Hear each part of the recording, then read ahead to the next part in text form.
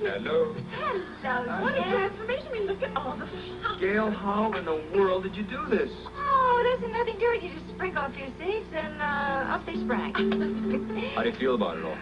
You know, I am more nervous today than I was at my own wedding. Oh, Mrs. Grant, it is so nice to see you. Well, it's nice to see you too, Dr. Adams. No, I mean, I mean, Dr. Baldwin. It's all right. I do the same thing myself all the time. Oh, listen, I tell you, I thought this day would never come. I mean, what those two children have been through, and I'm just so happy to see them. Come on. Don't cry yet. Wait for the wedding, huh? Save it. Listen, I'm sorry we're so late. I was afraid we were going to be too late. Well, actually, you're not late at all because Scotty and me aren't here yet. Oh, yeah? What happened to them? Well, en route, I hope. Listen, where's Heather? Yeah, oh, well, I'm afraid she's not going to be able to make it. She's flat on her back with a headache that she's had since this morning. Oh, Jeff, I'm so sorry. Yeah, well, she's going to try and get by for part of the reception, but she sends her love and best wishes to everybody. Oh, hey, it's absolutely gorgeous. Oh, hello, beautiful. Hello, Diana. Oh, you look so happy. Oh, thank you. You look pretty happy yourself. I am. We've been looking forward to this for so long. Ah, amen to that. May I show you to your seat? Oh, yeah, thank you. Thank you. We'll see you later. Okay. Okay. Right in there. Yeah. Hi. Oh, hello, Bobby. Hello, Bill. Hi. You look so beautiful. Yeah, the old park will never look the same. Yeah, well, I like to say that it just all happened, but actually we have been here since the crack of dawn getting all this together. Hello, Gail. Hello, Jesse. Hello, Dan. Oh, it's nice to see you. Well, what a beautiful wedding. What a perfect day for it. Yeah, well, we've been in constant touch with the Weather Bureau and just hoping that it wasn't going to rain for the last few days. Well, somebody up there must have heard you. They're in the cloud in the sky. I know. May I show you to your seat? Oh, thank you. Thank you. We'll talk to you later. Right. We'll see you later. Gail. Hi. Oh, Hello. Hi. Just look beautiful. Oh, thank you. And you look absolutely radiant. Oh, I'm telling you that all the way down here. She refuses to believe me. well, that's because I had to get dressed in such a hurry. Where is, Leslie? Oh, she's up in the gazebo with Laura and the attendants, trying to keep everybody calm till we get things started. Oh, looks beautiful. Listen, we're a little late because I had to stop by the Weber house. Laura asked me to loan her something borrowed. Oh, well, what did you give her? I gave her a handkerchief that Alan's grandmother lent me. Gave to me. I carried at my wedding. She seemed a little nervous. Something about a spat that she and Scotty had. Yes, well, she is. And the fact that Scotty and Lee aren't here yet isn't helping the fact. I mean, Good heavens, you know where they are? I have no idea. But Brian came running by a minute ago up to the gazebo to say that he had a message for Laura from Scotty. Well, you have any idea what it is? No. I just pray that nothing's gone wrong. Something terrible has happened. Scotty should be here by now. Laura. You don't have to tell me, Brian. I know he's still mad at me because of the fight we had earlier. I wish I never heard of that stupid antique wicker love seat. That's what this is all about, isn't it? Yes, only because... I know it. I know, Brian. I've got to talk to him. I've got to make him understand that I never would have said any of those things to him if I hadn't been so nervous about everything. Laura, Scotty understands that part of Well, it. obviously he doesn't. Or he would have called me after he left the house, but it's been almost 2 hours now. I haven't heard anything from him, and I've been calling him every 5 minutes, and he wasn't at the apartment, and neither were you. I know. That's why I rushed over here to explain things to you for Scotty. You don't have to explain. I saw the terrible look of hurt and disappointment on his face when I got upset. Honey, why don't you just let Brian tell you what it is he came here to do? Because I don't want to hear it. Well, I nearly broke my neck trying to get over here to get Scotty's message over to you, so you're gonna hear it. Now, Scotty thinks first that your dad should make an announcement to the guests. Yes, that the ceremony will be a few minutes late getting started. Why? Because Scotty and Lee are on their way over here, but they're gonna be a few minutes late.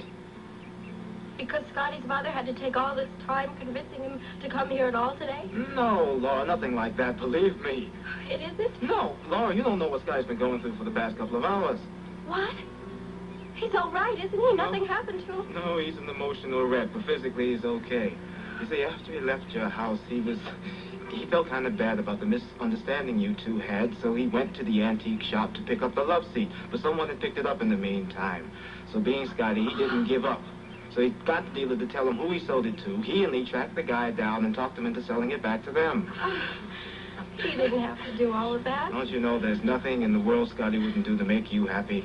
Anyway, he called me up on the phone. He's on his way back with the love seat, and he told me to tell you why he would be a few minutes late himself. Brian, thank you. Thank you. That is the best message anybody ever gave me. Well, it's nice to see that smile again. Scotty and Lee will be here any minute, but Scotty wanted to shower and get dressed, of course. Can you imagine Scotty doing something as sweet as that? I mean, going to all of that trouble. Well, I'm very relieved for you, but I always figured there was some kind of explanation. Oh, do you think it would be a good idea if we asked the minister to make that announcement? I think that's perfect. I'll go tell him that he has to do that. Now listen, Laura, you are to take this time to calm yourself down. Do you understand me? I'm fine. Oh, I'm fine. Wonderful. Oh. I just realized the next time I see you, you're going to be married. Certainly hope so. Oh. We can't. I think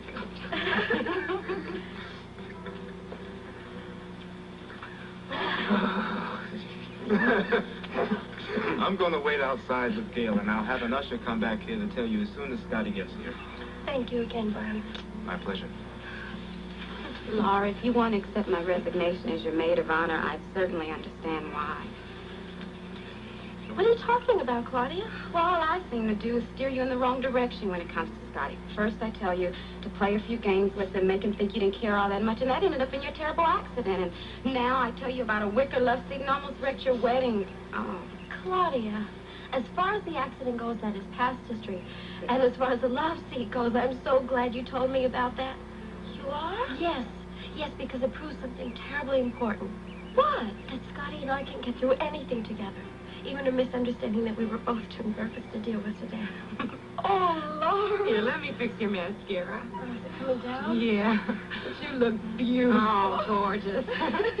See, you know, I should be a bridesmaid every day. I think I just lost 10 pounds in the last 5 minutes. Well, I did too, I think.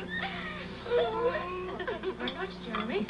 You know, in all my travels, I've never met anybody who cooks as well as you do. That certainly is a huge compliment. Thank you again. Well, if grilled cheese sandwiches are any indication of your culinary expertise, I have to go on with Jeremy. They were delicious. Thank you very much for inviting me to stay. We've enjoyed having you. You know, I love hearing about your Irish grandmother.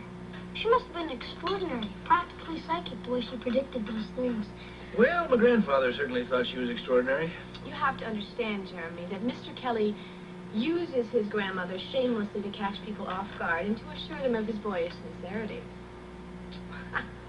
You know, I bet you Laura and Scotty are just about exchanging their wedding vows. Mr. Kelly, have you ever been married? No. I haven't, Jeremy. Why not? Well, for many reasons, actually. Not the least of which is that I'm working by day, but I'm also going to law school at night, and I really don't have time for much else. And other than that, I just can't afford it right now. Well, haven't you ever heard of the saying, two come up as cheaply as one? Yeah, I've heard that, and I don't believe it. Joe, don't pay any attention to Jeremy. He's been asking me a lot of questions about marriage, too, these days. Seems to be his favorite subject. Well, I'm fascinated by human relationships. Oh? What do you find fascinates you? Well, Mr. Kelly, I have a scientific mind.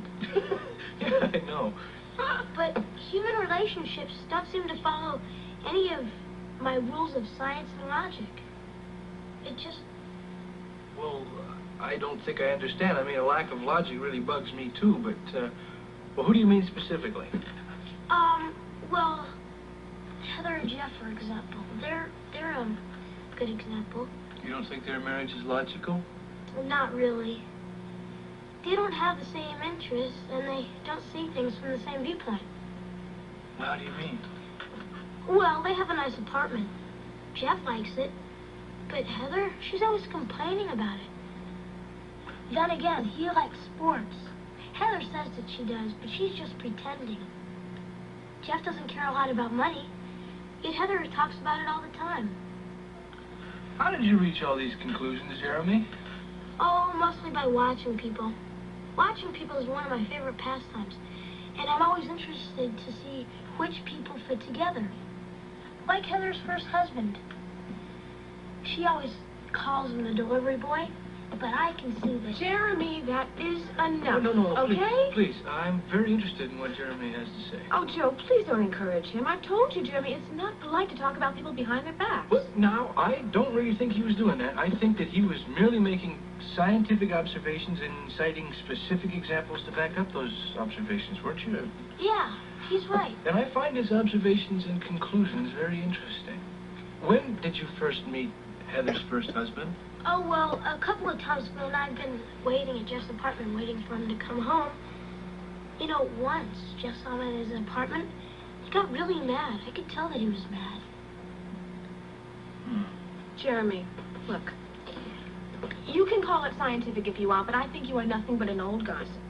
Now, why don't you go outside? It's a beautiful day outside. You can play in the yard, and we'll be with you in a few minutes, okay? Well, I'm not gossiping, Anne. I'm just trying to put some science and some logic into a subject that defies all logic. Well, as far as I'm concerned, that's a fancy way of getting around the fact that you are nosy. You understand what I mean, Mr. Kelly? I certainly do, Jeremy. Well, I'm sure glad that somebody does. That is quite a boy. Yes, I certainly have never met anybody like him before. You know, for all his platinum brain, he's still a very sensitive young boy, isn't he? It's obvious how much you two really love each other. Yeah, I love him very much, Joe. I hate to think what it'd be like if he wasn't there every day to share it with me. Well, you haven't given up your idea of adopting him, have you? Oh, no, I'm just trying to be realistic in case the court decides that Jeff and Heather would be better parents for him. Well, if it was up to me, I'd choose you. Why? Well, because it's obvious how much you two love each other. And because I think that Jeremy has a point. Jeff and Heather seem like a mismatched pair. I wonder how come Heather is seeing so much of her ex-husband when even Jeremy can tell that Jeff doesn't like her.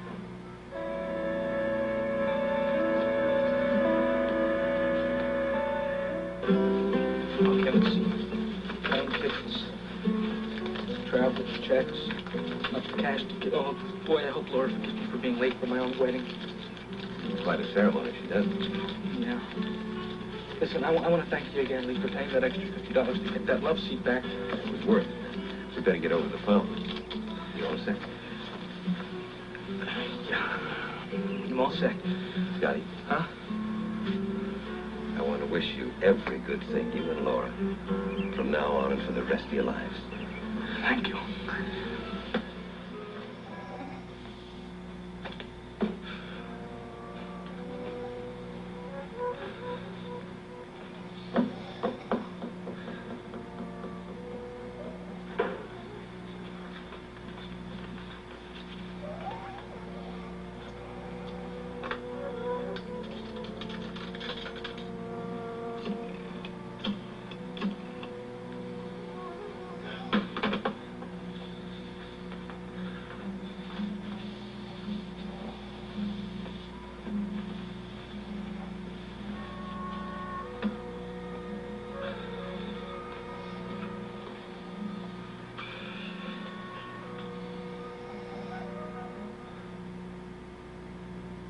How can you expect to catch somebody who makes threats over the telephone and never shows himself out in public? Even so, I have my ways. How? Well, you wouldn't want me to give away a trade secret now, would you? Oh, no. Just curious. Well, you just set little traps here and there, and then that helps a great amount to have a little bit of luck on your side. Like yesterday, for instance, this clown, whoever he is, walked right into a trap that I had really nothing to do with. Really? Well, who said it then? Well, it was Peter Taylor's idea, as a matter of fact. You know, it was a darn good idea at that. What? Well, this guy calls the hospital asking for Diana, but Dr. Taylor had talked to Mrs. Brewer and asked her to impersonate Diana. So she says hello, hands in the receiver real quick, and he gets to hear her voice, or to hear this caller's voice very clearly on the phone. Well, was that helpful? Oh, yeah. Yeah, in this instance, it really was. Because, he picked up something in the vocal quality that he thinks he recognized. Hi there, Joe. How you doing? Oh, pretty good. What's my tea? Oh, nice tea, sure. Thank you. So, how are you today? Oh, all right, good. You're a little jittery. What's the matter? Nothing. Nothing's wrong at all. Why, you keep looking at your watch? Oh, I was just thinking about Scotty and Laura getting married today, that's all. Oh, yeah. That must be just about over by now. What was your marriage to Heather like? Your wedding, I mean. There was nothing fancy. I mean, we just went down to the city hall. Her mother made this gorgeous wedding dress, though. She looks so... You think about that a lot, don't you? No, not anymore. No. You know, Larry Joe, I wouldn't let one bad experience stop me from trying again if I were you. Well, look who's talking. They weren't all bad, Susan. Matter of fact, some of them were pretty... I don't even want to talk about this, all right? It's really a shame, because you know when I saw you in the park the other day with Heather and PJ, it was such a beautiful family portrait. In fact, if I didn't know better, I would have thought that you were the perfect married couple with a beautiful little boy of your own. You've got it all wrong, Susan. Have I? Yeah. All I know is what I saw. You holding Heather in your arms. I was trying to calm her down. Hey, she's going through a... You know, don't you have anything better to do than to come in here and make comments? Nope. Not until I start the dinner shift tonight. And there's nothing I'd rather do than just sit here and talk to you, Larry Joe. That's wonderful. I've got work to do. Hey, go ahead. Don't let me stop you. That day I saw you in the park with Heather, wasn't that right after Jeff went with Joe Kelly up to Canada to find Jameson? Yeah, that's right. And that's the reason that I had to calm Heather down, because she was really upset. Because Jameson wasn't there, Susan. Joe Kelly thinks he was, but that he got away. Well, I'm not a detective, am I? But I'll tell you one thing. You're totally wrong if you think there was anything going on with Heather and I in the park that day. Does that mean that you've given up all hope of getting her back again? Yeah. Because now I realize she really loves Jeff a lot. They're going to adopt little Jeremy Hewitt. So she's going to have a ready-made family, isn't she? I still don't understand why she wants to adopt a boy Jeremy's age instead of little baby, do you? Yeah, she loves him. I hear he's worth millions. Oh, come on, Susan. That's not the reason she's adopting him, and you know it. Jeremy doesn't even get any of that money for a long time. They're going to allow a little bit of allotment for the people that's going to... How do you know all about this, Larry Joe? Susan, I've got deliveries to make. Will you excuse me? Sure. Anything, Scotty? Well, Brian just saw Mr. Baldwin's car pull up in the parking lot, and he dashed off to meet him. That means we'll be starting in just a few minutes now. Oh, no. What's the matter? I don't know. I think I'm going to faint. The groom's finally arrived, and as soon as your mother's seated, we'll start the ceremony. Oh. Listen, I know what an important moment this is in your life. Yeah, it is. I'm just afraid that I'm not going to be able to get through it, Reverend. You will, believe me. Listen, I've never lost a bride or a groom this side of the altar yet. Just relax. Realize that it's par for the course for the bride and the groom to be nervous. Okay. Well, I mean, my hands are all clammy, though, and I got this knot in my stomach. I really do. Well, those are classic symptoms. And just realize that all this, the ceremony, isn't really the important thing. And the important thing is what the ceremony stands for. And that's the union of two people who love each other, who care for each other. And just realize how lucky you are to have somebody like Scotty who loves you very, very much. So just relax, enjoy it, and feel sorry for some of the people around the world that don't have what you have now. All right? I never thought of it that way. I'm so lucky. I'm the luckiest girl in the world. I can't wait to be Scotty's wife. That's all I've wanted for so long, is to be his wife, and now it's really going to come true. Thank you, Reverend Evans. Sure. I'll see you down there in a few minutes. Okay. Well, you ready? Yeah.